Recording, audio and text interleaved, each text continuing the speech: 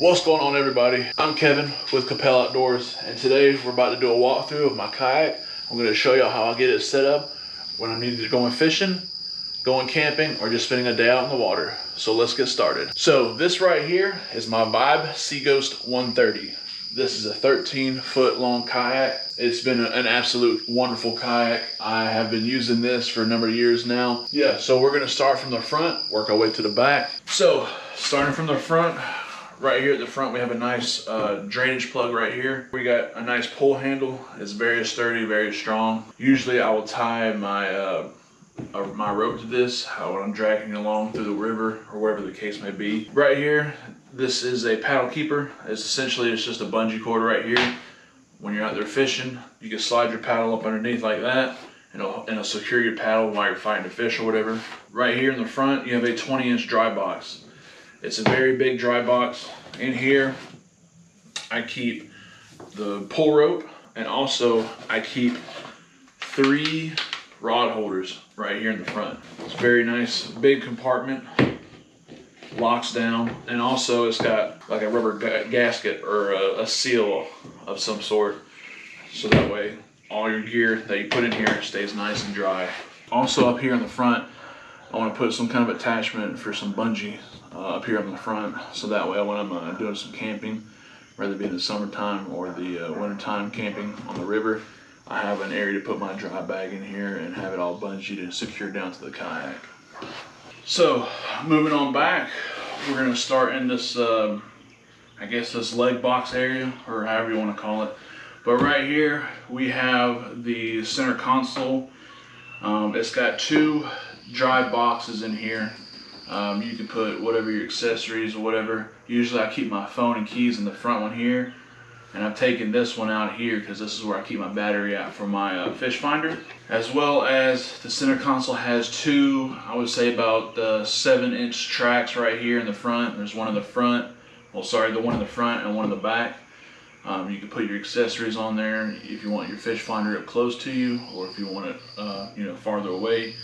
I usually keep mine up here in the front. If you want to access the inside, but you don't want to take out the whole console out, you can just undo these in the back, flip that up, and you can get access into there. And then you can just close it back up, lock it down, and then you're good to go. Also, right here in the back of the console, there's a magnet in there, so you can keep bare hooks and stuff like that. It's got a cup holder for all your little conveniences, your drinks, beer. You know what I'm talking about. Alright, starting on the sides of the kayak. The kayak has about 24 inches of these tracks, and as you can see, I have these Yak Attack mount holders right here.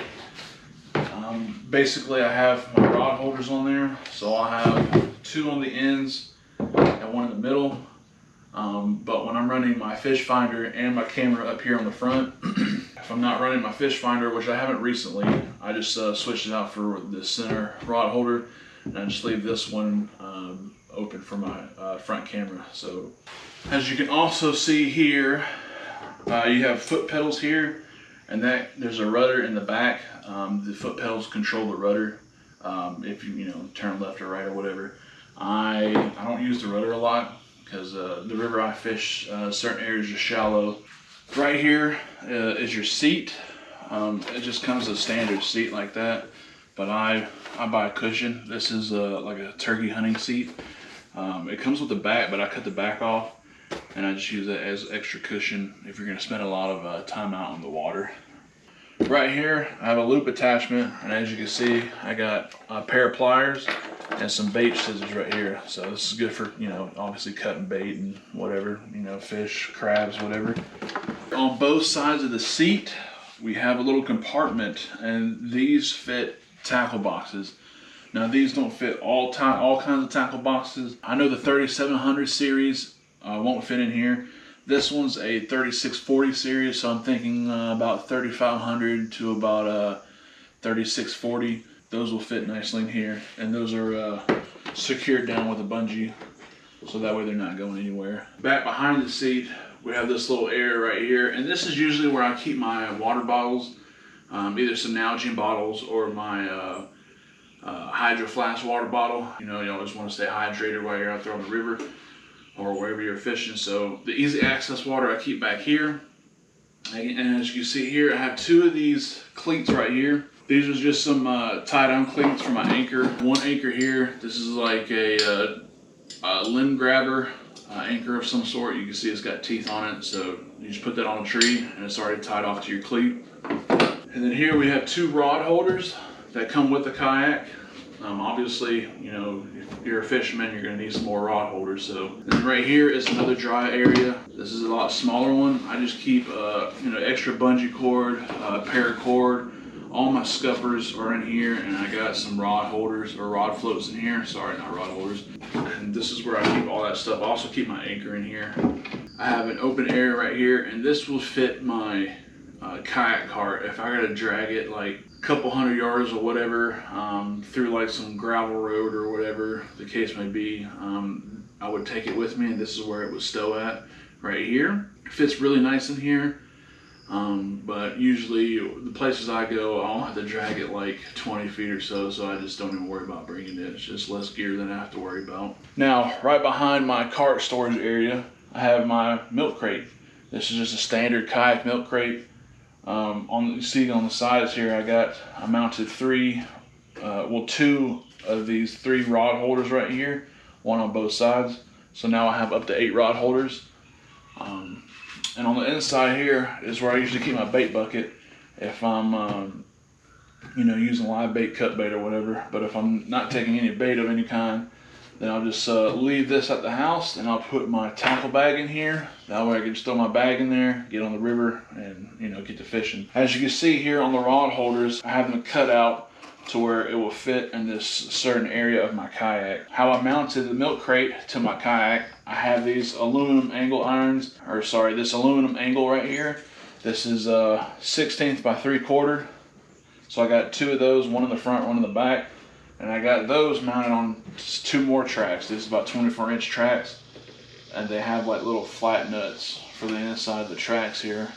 So it's nice and secure, it's not going anywhere. So I did have bungees, you know, kind of, you know, whatever on the milk crate to have it secured. But I wanted a more permanent solution. And then right behind the milk crate, this is a new purchase for me. This is just a basic Coleman backpack cooler. I wanted a cooler to fit in this little area right here.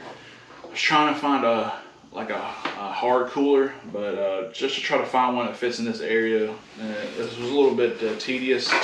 I have to find the exact measurements and stuff like that. So Abby came up with this great idea while I was at Walmart to just pick up this, you know, Coleman backpack cooler, about 30 bucks. And honestly, it fits really well in here. Probably just run a bungee around it to secure it. Definitely want to stay hydrated while you're out there. You know, dehydration is not a joke. Moving on to the very back, we have the rudder here. Earlier I was talking about the rudder with the foot pedals. This is it right here. It's hold on by one bungee. You can deploy it, and you know, you can use the pedals to steer the rudder. You know, and just put it back up, secure it in place. Right here is the handle for the rudder. So you just unloosen this, you know, pull it to pick it back up, secure it, and it usually hangs there.